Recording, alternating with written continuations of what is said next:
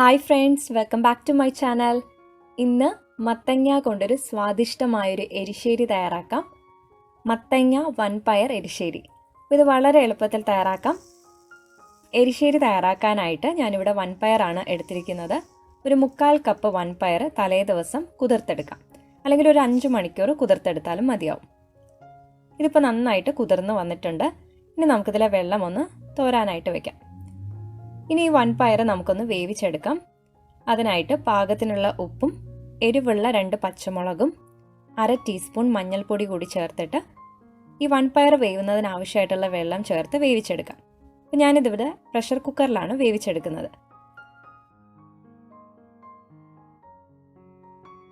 വൻപയർ വേവുന്ന സമയം നമുക്ക് ഇതിലേക്ക് വേണ്ട മത്തങ്ങ നന്നായിട്ട് ക്ലീൻ ചെയ്ത് കട്ട് ചെയ്തെടുക്കാം. അപ്പം അതിനായിട്ട് ഞാനിവിടെ ഒരു ചെറിയ പീസ് മത്തങ്ങയാണ് എടുത്തിട്ടുള്ളത്.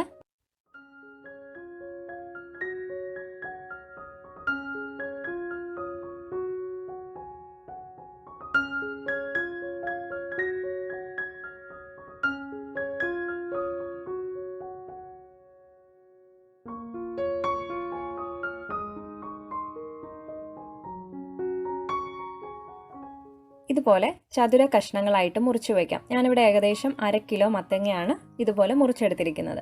ഇനി നമുക്ക് ഈ എരിശ്ശേരിയിലേക്ക് ചേർക്കാനുള്ളൊരു കൂട്ട് തയ്യാറാക്കിയെടുക്കാം. അതിനായിട്ട് 2 കപ്പ് തേങ്ങ ചിരകിയത് എടുത്തിട്ടുണ്ട്. കൂടാതെ ഒരു 1/4 കപ്പ് തേങ്ങ ചിരകിയത് നമുക്ക് ലാസ്റ്റ് വറുത്ത് ചേർക്കാനായിട്ട് മാറ്റി വയ്ക്കാം. ഇനി എടുത്തു വെച്ചിരിക്കുന്ന ഈ ഒരു തേങ്ങ ചിരകിയതിലേക്ക് നമുക്ക് കുറച്ച് ചേരുവകൾ ചേർത്തിട്ടാണ് ഈ ഒരു തേങ്ങാക്കൂട്ട് തയ്യാറാക്കി എടുക്കേണ്ടത്. ആദ്യം നമുക്കിതിലേക്ക് ഒരു 1/4 ടീസ്പൂൺ മഞ്ഞൾപ്പൊടി ചേർക്കാം, 1/2 ടീസ്പൂൺ ജീരകം, ഇതിലേക്ക് എരിവുള്ള ഒരു പച്ചമുളകാണ് ചേർത്തിരിക്കുന്നത്. നമ്മൾ എരിശ്ശേരി വേവിക്കുന്ന സമയത്തും ഇതിലേക്ക് 2 പച്ചമുളക് ചേർത്തിട്ടുണ്ട്. നിങ്ങൾ എടുക്കുന്ന പച്ചമുളകിന് എരിവ് കുറവാണെന്നുണ്ടെങ്കിൽ അതനുസരിച്ച് പച്ചമുളകിൻ്റെ എണ്ണം കൂട്ടാം. ഇനി ഇതിലേക്ക് ഒരു 1/4 ടീസ്പൂൺ കാശ്മീരി മുളക് പൊടിയാണ് ചേർത്തിരിക്കുന്നത്.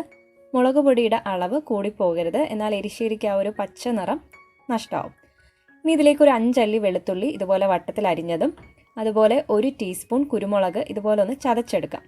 നമ്മൾ ഈ കൂട്ട് തയ്യാറാക്കുമ്പോൾ മുഴുവൻ കുരുമുളകാണ് ചേർക്കുന്നതെന്നുണ്ടെങ്കിൽ ശരിക്കും ഇത് അരഞ്ഞു കിട്ടില്ല. അപ്പോൾ അതുകൊണ്ടാണ് ചതച്ചിട്ട് ചേർക്കുന്നത്.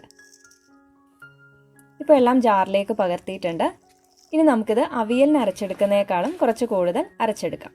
ഒത്തിരി അങ്ങ് ഫൈനായിട്ട് അരച്ചെടുക്കരുത്, ഈ ഒരു പരുവത്തിന് അരച്ചെടുക്കാം.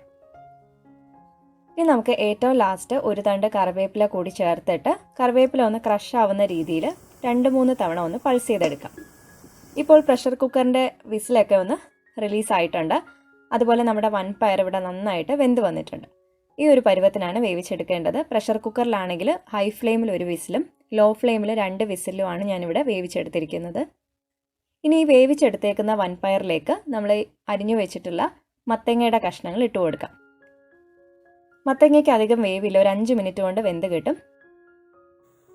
ഇനി മത്തങ്ങയിലേക്ക് പാകത്തിനുള്ള ഉപ്പും 1/4 കപ്പ് വെള്ളം കൂടി ചേർത്തിട്ട് നമുക്ക് മത്തങ്ങ വേവിച്ചെടുക്കാം. ഒത്തിരി വെള്ളം ചേർക്കരുത്, മത്തങ്ങയിൽ നിന്നും വെള്ളം ഇറങ്ങും. അപ്പോൾ വെള്ളം കൂടിക്കഴിഞ്ഞാൽ എരിശ്ശേരിയുടെ കൺസിസ്റ്റൻസി ഒത്തിരി അങ്ങ് ലൂസായി പോകും. അപ്പോൾ അതനുസരിച്ച് വെള്ളം ചേർക്കാം. ഇപ്പോൾ ദാ മത്തങ്ങയൊക്കെ നന്നായിട്ട് വെന്തിട്ടുണ്ട്. ഈ ഒരു പരുവത്തിനാണ് വേവിച്ചെടുക്കേണ്ടത്. വേണമെന്നുണ്ടെങ്കിൽ നമുക്ക് കുറച്ച് മത്തങ്ങയൊക്കെ ഇതുപോലെ ഒന്ന് ഉടച്ചു കൊടുക്കാം. ഇനി ഇതെല്ലാം നന്നായിട്ടൊന്ന് മിക്സ് ചെയ്തിട്ട് നമ്മൾ അരച്ച് വെച്ചേക്കുന്ന ആ തേങ്ങാക്കൂട്ട് ഇതിലേക്ക് ചേർക്കാം.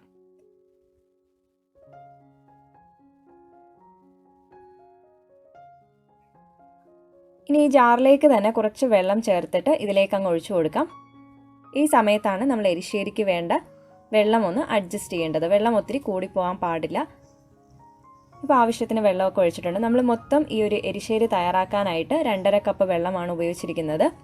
എല്ലാം നന്നായിട്ട് മിക്സ് ചെയ്തെടുത്തിട്ടുണ്ട്. ഇനി ചെറിയ തീയിൽ ഇതൊരു 5 മിനിറ്റ് തിളപ്പിച്ച് ഇതിൻ്റെ കൺസിസ്റ്റൻസി ഒന്ന് കുറുക്കിയെടുക്കാം. അപ്പോൾ ആ തേങ്ങാക്കൂട്ടിൻ്റെ പച്ചമണമൊക്കെ ഒന്ന് മാറിക്കിട്ടും. ഇനി ഇതൊന്ന് കുറുകുന്ന സമയം നമുക്കിതിലേക്ക് വേണ്ട വറുത്ത് എടുക്കാനുള്ളതൊക്കെ ഒന്ന് റെഡിയാക്കാം. അതിനായിട്ടൊരു പാൻ ചൂടാക്കാനായിട്ട് വെച്ചിട്ടുണ്ട്. ഇതിലേക്ക് നമ്മൾ വെളിച്ചെണ്ണ, കടുക്, അതുപോലെ ഒരു 5 ചെറിയ ഉള്ളി വട്ടത്തിൽ അരിഞ്ഞതും, 3 വറ്റൽ മുളകും, 1 തണ്ട് കറിവേപ്പില, പിന്നെ നമ്മൾ നേരത്തെ മാറ്റി വെച്ചിരിക്കുന്ന ഒരു 1/4 കപ്പ് തേങ്ങ ചിരകിയത്. തേങ്ങ ചിരകിയതിൻ്റെ അളവ് 1/4 കപ്പ് മുതൽ ഒരു 1/4 കപ്പ് വരെയൊക്കെ ചേർക്കാം. തേങ്ങ വറുത്ത് ചേർക്കുമ്പോൾ ഈ ഒരു വറുത്തെരിശ്ശേരിക്ക് നല്ലൊരു ടേസ്റ്റ് ആയിരിക്കും. പാൻ ഇപ്പോൾ ചൂടായിട്ടുണ്ട്. നമുക്കിനി ഇതിലേക്ക് ഒരു ടേബിൾ സ്പൂൺ വെളിച്ചെണ്ണ ചേർക്കാം.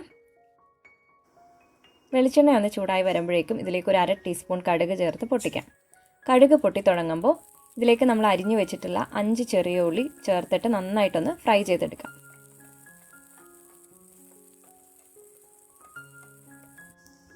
ചെറിയുള്ളി ചെറുതായിട്ട് ഇതുപോലെ ഒന്ന് വാടി വരുമ്പോൾ ഇതിലേക്ക് നമ്മൾ എടുത്തു വെച്ചിരിക്കുന്ന തേങ്ങ ചിരകിയത് ചേർത്തിട്ട് ഇതെല്ലാം നല്ലൊരു ചുമന്ന നിറം ആവുന്നത് വരെ ഒന്ന് ഫ്രൈ ചെയ്തെടുക്കാം.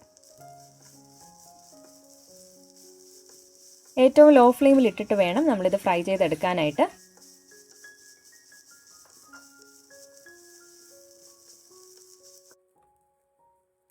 ഇപ്പോൾ ഏകദേശം ഒരു ഗോൾഡൻ കളറായി തുടങ്ങിയിട്ടുണ്ട്. ഈ സമയത്ത് നമ്മൾ 3 വറ്റൽമുളക് മുറിച്ചതും അതുപോലെ ഒരു തണ്ട് കറിവേപ്പിലയും കൂടെ ചേർത്തിട്ട് എല്ലാം നല്ലൊരു ഗോൾഡൻ ബ്രൗൺ കളർ ആവുന്നത് വരെ ഇതുപോലെ ഒന്ന് ഫ്രൈ ചെയ്തെടുത്താൽ മതിയാവും. ഇപ്പോൾ ഇതെല്ലാം നന്നായിട്ട് ചുവന്ന് വന്നിട്ടുണ്ട്. അതുപോലെ എരിശ്ശേരിയുടെ ആ ഒരു കൺസിസ്റ്റൻസിയും കറക്റ്റ് ആയിട്ടുണ്ട്. ഇതുപോലെ റെഡിയായി വന്നിട്ടുള്ളതിലേക്ക് നമുക്ക് ആ വറുത്ത് വെച്ചിട്ടുള്ള തേങ്ങാക്കൂട്ട് ചേർത്ത് കൊടുക്കാം. അങ്ങനെ സ്വാദിഷ്ടമായ മത്തങ്ങ വൻപയർ വറുത്തെരിശ്ശേരി ഇവിടെ റെഡിയായിട്ടുണ്ട്. വളരെ ടേസ്റ്റി ആയിട്ടുള്ളൊരു എരിശ്ശേരിയാണ്.